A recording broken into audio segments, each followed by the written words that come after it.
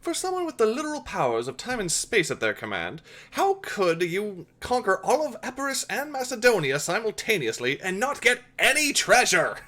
In my defense, we did get a lot of treasure. But then Demetrius came down the wrong road and took it all while we were busy fighting off Pentaucus. From mercenary to general, it appears you've made quite a name for yourself. Shame that you have gained fame at the cost of a fortune! I've sent literal wagon loads of gold, silver, iron, and bronze, not to mention enough artifacts that would make the British Museum blush. Barely breaking even was not part of the...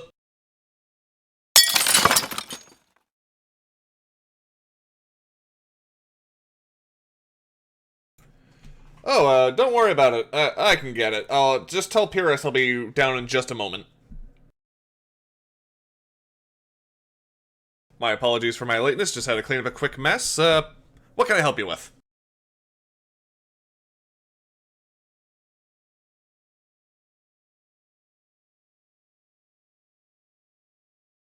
Well, excuse me. I would argue that coming to Tarentum's aid would be a massive opportunity to expand your influence over the whole of the Greek world.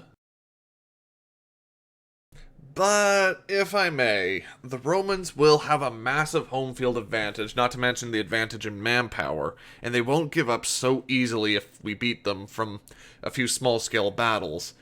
If we fail to decisively defeat them, say, within a year, this war will turn into a quagmire. And I know these people. They will give us one hell of a fight. Pyrrhus now had neither enemies to fight, nor pressing disputes to manage. It was the first period of prolonged peace that he had experienced in many years. And he hated every minute of it. Men like him are built for war, and they start to break down come peacetime. Pyrrhus was looking for any excuse to rally his men again, and he soon found one. The Greek colonies in Italy had long been regarded as unimportant outposts in barbarian lands. But now they were under threat from the ever-expanding Republic of Rome.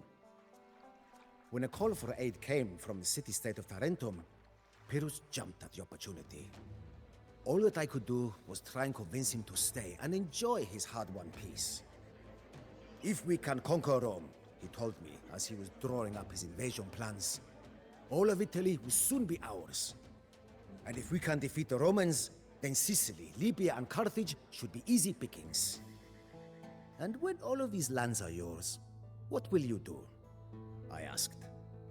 He replied, why, we will celebrate, of course. We will sing and drink and be at ease after all of our troubles. Then what, pray tell, is preventing us from drinking and passing our time right now, instead of starting yet another war? If happiness and celebration is your goal, my friend, then you have already achieved it. Pyrrhus could give no good answer, but his mind was already set. He would become the liberator of the Greeks in Italy, and put the Roman barbarians in their place. However, a raging storm hit our fleet as we sailed for Italy. With his armies scattered to the winds, Pyrrhus made landfall near Tarentum, with only a fraction of the men that he had assembled.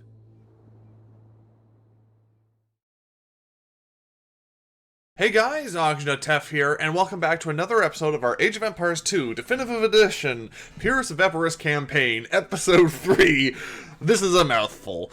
Anyway, this is our Pyrrhic invasion of Italia in order to assist the Greeks of Magna Grecia, also known as Southern Italy.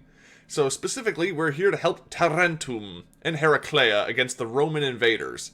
So, historically speaking, what happened was Rome sent a few ships around in anti-piracy measures, and the Tarentines, attacked and sank those ships. Rome was not very happy, so Rome decided to invade, and Tarentum asked for help, and that is what we're here to provide. So, we have landed on the backside of Roman's army, so we're going to flank with our cavalry and march in with the rest of our troops to sort of pinch and destroy the enemy forces while they fight the Tarentines here. Now, the big important thing to note about this mission is it is technically a no-build mission, but that is not entirely correct. It's more of a no-economy mission. So this mission, I get to control the army, but I have no villages, no villagers, and no way to get more resources other than securing objectives. So I've just liberated Tarentum and freed them from the yoke of Rome, and kept them safe and sound, and now they're going to give me production structures where I can build new units. So specifically, I want cavalry for fast flanking, and lots of hoplites, because of course. Now, the next objective here is actually to do the exact same thing we just did here at Tarentum to Heraclea. And this is supposed to represent the first major engagement that Pyrrhus fought during his invasion of southern Italy, which was the Battle of Heraclea, after which was such a massive defeat for the Romans that the Romans almost surrendered then and there. Unfortunately for us, and for Pyrrhus in the past, the Romans did not quite surrender after this massive defeat, and so we'll have to continue the fight over at Asculum, the second major victory of the Pyrrhian War. Or Pyrrhic War. Ooh. Pyrrhian? No, Pyrrhic War. So, right now our objective is we have to go liberate Heraclea, but we have some time in between to do that, so we're going to liberate some villages, just so we can sort of pick off the enemy forces and get some extra resources in the background. For example, we get a market here, which I completely forget we have and end up not using. We got some spare soldiers, so as we were scattered in the storm, we will find some soldiers scattered around the map here and there. And now the main goal here is just liberate as many villages as possible, build up as many forces as possible, and then push towards Heraclea and kind of help them. Fast forwarding just a little bit, I've built up my army, and now we're going for the third village here. So the first village we liberated just gave us a market, which once again I completely forget about. We have the second village, which was a academy for building more hoplites, and then the third village, same deal. And then, you know, after the fact, I realized something. I have those 3 transports. I could use them to drop my army onto the south side of Heraclea, because between me in my current position here and that southern village is the whole Roman army. So, if I used those transports, I probably could have gotten an extra village out of this done. But given that we have just over a minute here, we are good to just sort of build up with what we have and then push towards our objective at Heraclea. So, it is finally time. We're in the last seconds before the battle begins, and now they march forward towards Heraclea. So we're going to do the same deal. We're going to rush in towards their back line, where we're going to take out their catapults. Interestingly enough, this is actually my second attempt doing this. The reason is these catapults. If you don't take them out fast enough, they will utterly annihilate your entire army, because Rome and siege go together like ham and cheese. So, taking those out really quickly with the cavalry, we are going to be able to get our infantry in without being utterly annihilated.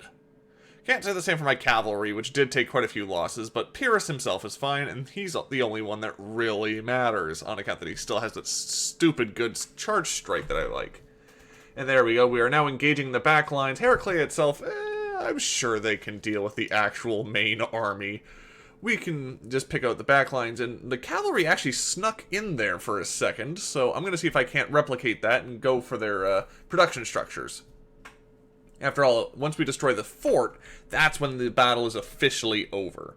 So the main army can go clean up Heraclea, the cavalry I'll send...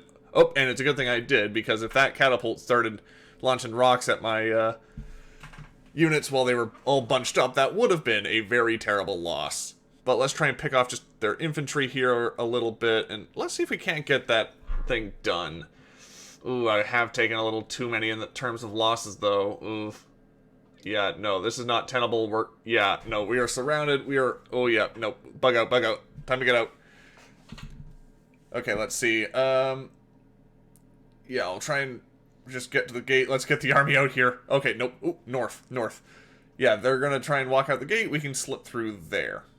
There we go. Good thing the AI is stupid. Thank you. Anyway, yeah, now we can get our forces in. They have built a ballista, which means a lot of single target damage, but thankfully they aren't getting the stupid splash damage of the catapults. Speaking of catapults, we got our own, plus our own forces now moving in, and the gate is down, and the fort is now open for annihilation. Speaking of annihilation, can someone please get that ballista? That thing is tearing up my units. There we go. Units moving in. And there's the catapult. No, please, no. That was like half health on all my units. That's why I didn't... Oh, and there goes a bunch of archers. That is why I really hate the catapults and am focusing down the siege workshop as fast as possible, because Roman siege hurts. But at this point, the Roman legions are on their last legs. We're cutting down all their structures, they're cutting down all their units, and Heraclea has dealt with the last of the units inside the city, so they have effectively been liberated. Just a matter of getting all these last few stragglers and sort of bringing them in to help. And with that, we got this new fort here that we can use to begin building up our forces so that we may invade Asculum.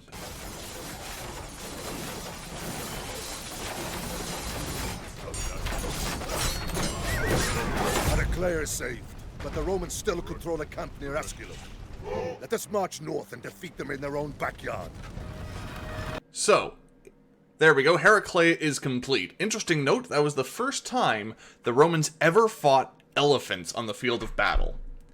And in fact, actually, the elephants were a major point as to why the forces of Epirus were able to destroy the Romans so soundly at Heraclea. In fact, they were defeated so soundly that Rome almost surrendered then and there. It wasn't until a Roman senator who was blind, old, and deaf, was carried to the Senate Hall to lambaste his fellow Roman senators into fighting the war and expelling Cineas, who is the man from the intro cutscenes, who is sort of the major domo, the chancellor, the right-hand man of Pyrrhus in this sort of series. And this single act would change the entire course of not just this war, but the rest of Roman history.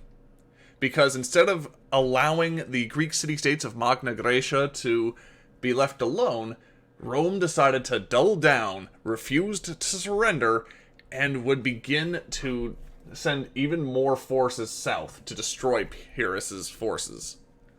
And unlike Pyrrhus, Rome had at least double to triple the amount of reserves and manpower, and they could easily call upon those whenever they needed. But speaking of those manpower reserves, these are the Roman raiders. If you leave them alone, they will continually attack your forces, Heraclea, and Tarentum, and cause a bunch of problems, which is why the first thing I'm doing as soon as after we've beaten the Romans at Heraclea is I've moved north, which is historically what happened. Pyrrhus would take his forces north towards Rome in order to threaten them towards peace. This was merely seen as an aggressive move, and Rome, as stated, refused to surrender. But that doesn't mean we can't cause some damage here. Furthermore, just to the south of us lies the village of the Samnites, a people whom the Romans fought for decades in a series of wars known as the Samnite Wars. So this was sort of the first major war that Rome ever really embarked upon. So what would happen would be they'd eventually conquer the Samnites, but the Samnite peoples would not be subjugated. They would still cause problems, they'd still rebel, and there'd still be a lot of problems. And that is what Pyrrhus here is taking advantage of. If we destroy the Roman garrison here in the Samnite village, they will turn tail and they will join us. They will fight the Romans and provide us, more specifically, with scythed chariots that we can use to cause a bit of hit-and-run damage. I mean, they're not the strongest units, but every little bit helps, right? So the big advantage of these scythed chariots is they do trample damage, assuming they actually decide to fight at all, because AI. But when they do fight, they do damage to all the units around them, so they are pretty good for taking out massed units. But this is a Macedonian army at the heart of it, so we're going to stay mostly with Macedonian units. Also, the chariots are quite weak, and they will be destroyed quite easily. On top of that, while I was planning on going south towards liberating that last village for the objective, this happens. Rome sends an entire army down towards this bridge that I had a few of my hoplites covering. And, well, they're no longer hoplites, they're actually centurions, which is the max upgrade, and these are the best best centurions in the game. But that doesn't matter if you're fighting 10 to, like, 15 times your number, plus enemy siege. So, yeah, we're gonna have to turn around and figure out something in order to save Tarentum, because that's where they're gonna be heading. Right now, I'm just considering upgrades for, like, my cavalry, my elephants. Oh, look, there's the extra units. And with that, I'm pretty sure I've gotten all the units that have washed up on the map. Yes. But that doesn't really fix the fact that Tarentum is still under attack, and my forces here are under attack. So with the liberation of the southern village, we now have to turn around extremely quickly and basically save our back line. After all, we're here to rescue Tarentum. It wouldn't be good if we let them fall now. So, I guess all forces converge. So, right now, I'm willing to let them destroy a few of my production structures. I can give up the archery ranges. It's fine. Probably will send my cavalry on ahead, just cause a little bit of damage. Now, there is a pair of monks there, and they will heal your units. So, this is the only time in this campaign you're ever going to get healing. But right now, I think it's a little more urgent that we get on the road to save Tarentum. I'm jumping between production structures, trying to create more units, trying to get upgrades, trying to make sure everything is good. Chasing down a ballista with one of the slowest units in game. Run, little ballista. Oh, he almost made it. He almost made it. Is he gonna make it? No. The cavalry came in. And with this, we will be able to clean up the last of this Roman attack wave here. And now the big thing is, we've completely liberated the western half of the map. We must now turn and focus on the other half of the map. We're sending our forces back north, we're going to cause some damage, and we are going to put siege to the Roman city of Asculum and the Roman army camp that is right next door. So our first major priority here will be to save our own camp here. As while we were saving Tarentum, the Roman army sent a second army straight in to kind of cause damage to our production structures, and at this point I'm pretty sure we've lost all of our archery ranges. But that doesn't matter, we still got a couple of our bowmen here. And the cavalry and centurions are going to mop up the forces here. So this is now going to be our new staging ground for the invasion of northeastern South Italy. That's not confusing, right? So, despite the fact that we're putting Asculum under siege, at this point we are the ones under siege. But the whole point of destroying Asculum are these, the storage pits. We destroy those, Rome suddenly loses the resources it can cheat in order to continue building its own army up. But the problem is I have to defend my camp while also using my scythe chariots. Because why not let the Samnites help to destroy them? And they're getting absolutely surrounded. And that is when my Pyrrhus sense tingles and a grave mistake was barely avoided. Oh. That is right, this is the first mission I don't lose Pyrrhus. But I did lose my entire strike force in order to save him. So, hey, Samnites, you want to go for round 2? But yeah, so a quick redeployment there. It'll just be one quick moment, and then we're back to fighting at Asculum. Okay, so round 2. The Samnites have converged upon the objective here, and yeah, sure, they're going to get slaughtered by the Romans again, but you can see, once again, that trample damage is working miracles. There we go. And the Romans, yeah, they're going to destroy the second wave, but they're basically going to turn out a little worse for wear, and that is when the second army comes in. This time we're going full Macedonian on this one. War elephants, heavy cavalry, and we're going to keep some units behind, namely the archers, Pyrrhus, who is still weak from the incident, and then we're going to sort of build up some more hoplites, some more cavalry, make sure everything is just fine. But we're gonna be marching our units up through the forest, and oh look, here's all those very weak Roman patrolmen who thought they had the worst of it today. Sorry, lads. You didn't expect to see war elephants. There we go. Although saying that, I'm pretty sure the outro to this mission will say it. Asculum was when the Romans discovered means of turning against the elephants, which means elephants were no longer a major a component to a victory for the people of Epirus. So it was after this battle where the advantages of having war elephants didn't really matter. But speaking of war elephants, the last of the three main areas is actually in behind that last gate to the south. So while our army holds off, we're going to just use a couple of these units here to snipe the gate and hopefully get in. Probably not. We're actually, oh god, we are taking some very heavy losses. It's a good thing I kept half the army behind. Wait, yeah. I saw him on screen, we're good. For a second there, I thought I accidentally sent Pyrrhus over here for a second, but no, we're good. He's still at the other camp. And oh, thanks, Rome! You just destroyed your own tower! Idiots.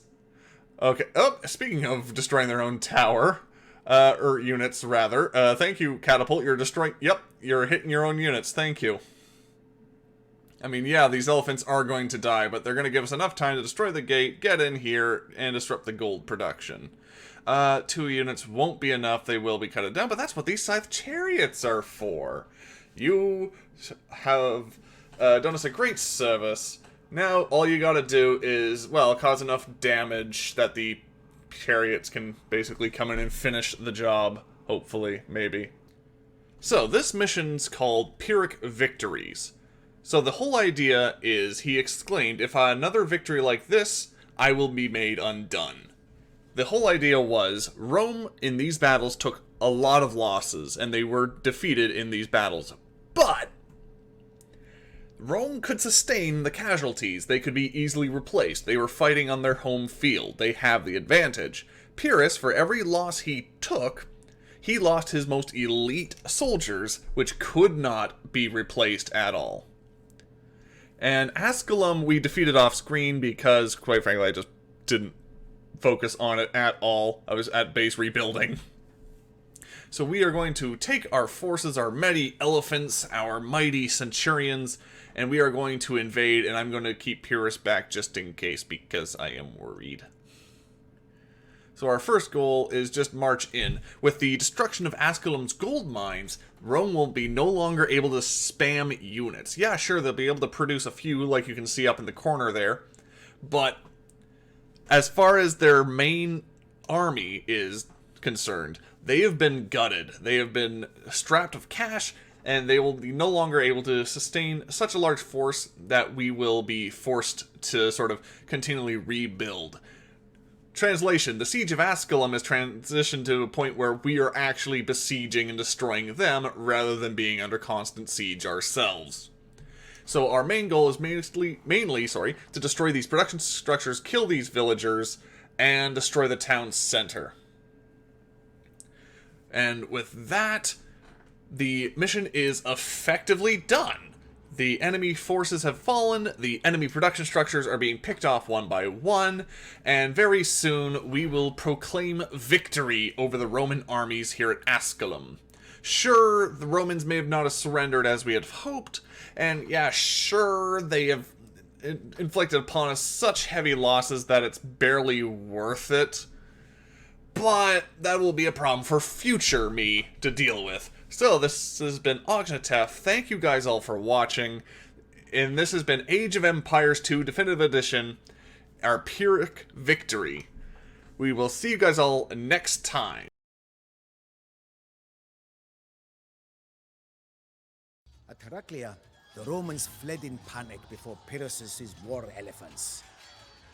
When we fought them again at Asculum, they had already adapted to this strange new weapon, and they sent out twin chariots with long ropes between them to down the fearsome creatures. The Italian expedition never became the quick victory that Pyrrhus had hoped for. The Tarentines seemed content to let him do their fighting for them. And while he bested the Romans twice in battle, each victory came at the cost of thousands of his best men. "One more victory like this, and I will be undone," he told me at one point. And I feared that it was true. Yet he refused to give up hope. Pyrrhus' ambition was to build a Western empire from which he would conquer all of Alexander's old domains. If Italy could not be easily cowed, he would simply have to turn elsewhere.